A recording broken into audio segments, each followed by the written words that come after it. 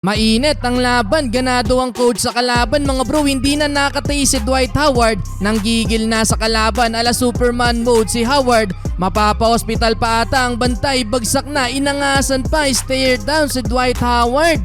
Quarterfinal sa pagitan ng strong group at team mula sa bansang Morocco. Well, first quarter, mainit agad ang laban, nabigyan tayo ng problema nitong kalaban mga bro. Howard, may nakapisikalan agad, nakahanap ng kasing laki etong si Howard, 7-footer Tunisian. Ang kalaban ni Dwight ngayon sa ilalim, may kakangasan din tong big man ng kalaban mga bro, nakikipag-asaran agad sa crowd. Nagabol tayo ng 4 points pero unti-unting nakuha ng strong group ang momentum. Kevin Kiambao and one layup sa basket na yan ni KQ, lamang na ang SGA. Bali-balita mga bro na iniimbitahan daw ng New York Knicks etong UAAP MVP maglaro para sa NBA Summer League. Pero agad dininay ni Coach Charles Yu ang rumor. Solid first quarter para kay KQ with 7 points. Siya ang leading scorer ng team mga bro. Sumunod ang 5 points ni Baltazar, 4 kay Dwight at 3 points kay Andre Robertson. Nakalamang nga lang ng 2 points ang kalaban dahil nakahirit pa ng 2 points papatapos ang quarter. Hype na hype pa itong coach ng kalaban, 29-19.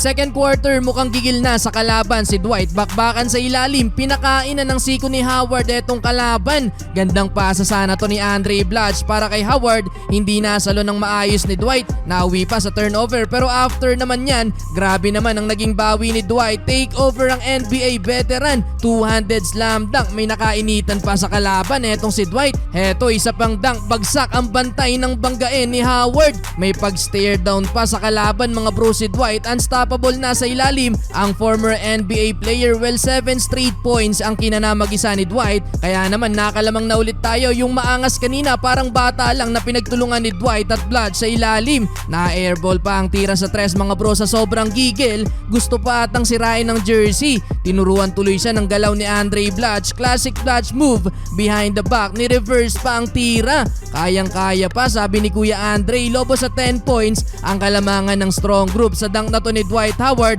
hype na ang mga Pinoy. Total of 13 points sa first half si Dwight. Mackenzie Moore 7 points off the bench, 9 points para kay KQ. Lamang tayo ng 8 points mga bro, 44-36. Third quarter, Jordan Heading 3 points para umpisa ng opensa ng SGA. Pero nakabawi ang kalaban mga bro at nakasagot ng 10 to nothing run. Biglang baba sa isang lead ng ating mga pambato. Nahinto na lang yan nang makapagtala ng kanyang unang tres sa laro. Etong si Kevin Kiambao. Nasundan niya ng layup ni Dwight Howard at 3 points mula kay Andre Robertson.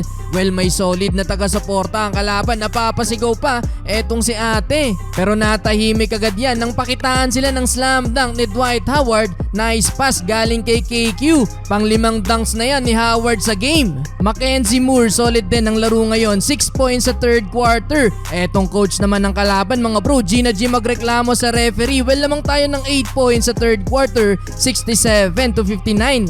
Well, fourth quarter, take over ang former OKC Thunder na si Andre Robertson, 5 straight points. Nag-uubos na lang din ang oras sa mga pambato natin. Kevin Kiambao, pangalawang tres na sa game. Napaka-sure ball neto ni KQ mga bro. Under 3 minutes, Andre Robertson pa din. Gandang block sa kalaban mga bro. Inangasan na din ng kalaban matapos ang slam dunk na to sa fast break. Pinagta-trash talk na ni Robertson. Pinosterize ba naman mga bro? Well, sa dulo panalo ang SGA at tayo ang mag-a-advance sa semifinals. Nakakapagtala ng 18 points si Robertson, 17 si Dwight Howard, 15 para kay Kiambao, 17 points para kay Mackenzie Moore.